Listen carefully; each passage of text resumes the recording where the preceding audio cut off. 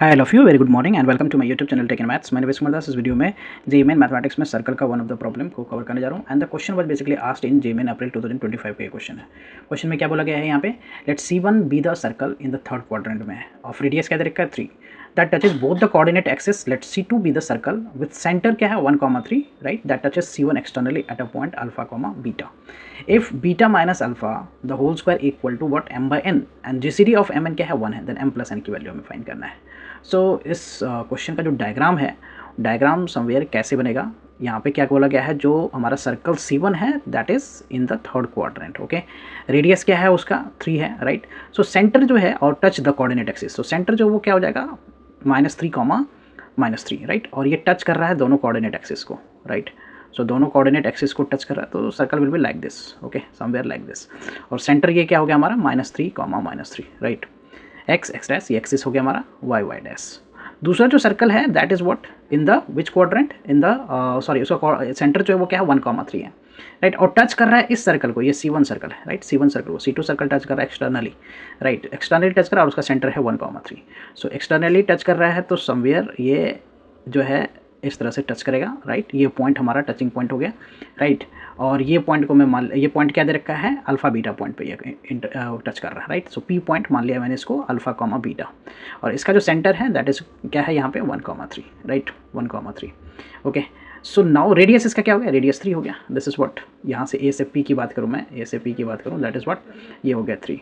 Okay, और ये हमने ज्वाइन कर दिया यहाँ से राइट। ये इसका R1 रेडियस क्या हो गया, ये R1 हो गया, इसका रेडियस को R2 राइट। सो रेडियस इसका जो है वो क्या हो गया, पहले वाले C1 सर्कल का जो है, C1 सर्कल का जो रेडियस है R1 and that is what 3।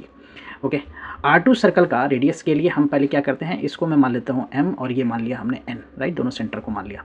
So mn पहले मैं निकाल लेता हूँ, तो mn क्या होगा डिस्टेंस फार्मूला से अंडर रूट व्हाट, ये हो गया क्या -3 - 1 x2 - x1 whole square plus y2 - y1 whole square, so -3 - 3 whole square right. अब ये क्या हो जाएगा -4 का whole square that is what 16 हो गया, ये 36 राइट। सो इसको मैं ऐड करूँ तो 52 दैट इज़ 2√13 राइट, 2√13 ये mn हो गया राइट, mn। सो जो Pn है दैट इज़ R2, Pn क्या है हमारा R2 है। सो Pn हमने यहाँ पे निकाल लिया दैट इज़ R2 बेसिकली, और वो हो गया हमारा क्या mn minus what MP। So mn हमारा क्या है, mn जो है हमने फाइंड किया है यहाँ पे, mn फाइंड किया है 2√13 राइट, और MP जो है वो 3 है, तो 2√13 - 3 right. So I write here the 2√13 - 3, ये हमारा क्या मिल गया Pn राइट, Pn मिल गया। ना इफ यू सी हियर कि इसको मैं अगर इस तरह से हमने क्या कहा है, n कहा है, दिस इज़ व्हाट m, और यहाँ पे क्या है P है राइट। P का कोऑर्डिनेट अल्फा कॉमा बीटा है, ये हमारा 3 यूनिट है, और ये हमने Pn जो है वो क्या फाइंड किया है 2√13 - 3। इसका कोऑर्डिनेट क्या है -3 है, और n का कोऑर्डिनेट क्या है 1,3 है। अब यहाँ पे मैं section formula basically section formula apply करता हूँ to find the coordinate of P right.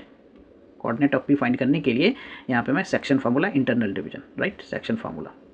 Okay, section formula में x कोऑर्डिनेट जैसे अल्फा फाइंड करना है तो एक तरह से mx2 + nx1 divided by what m + n, ये फार्मूला यूज़ कर लिया राइट। सो m यहाँ पे 3 × 1 सिंपल 3 × 1 राइट, इस 3 को हमने 1 से मल्टीप्लाई कर दिया, प्लस 2√13 है, ये n एक तरह से हो गया राइट, -3 इंटू यहाँ पे जो x1 है वो -3 divided by m + n। So m + n की बात करूँ सो 3 + 2√13 - 3, तो यहाँ से -3 और +3 कैंसिल हो गया।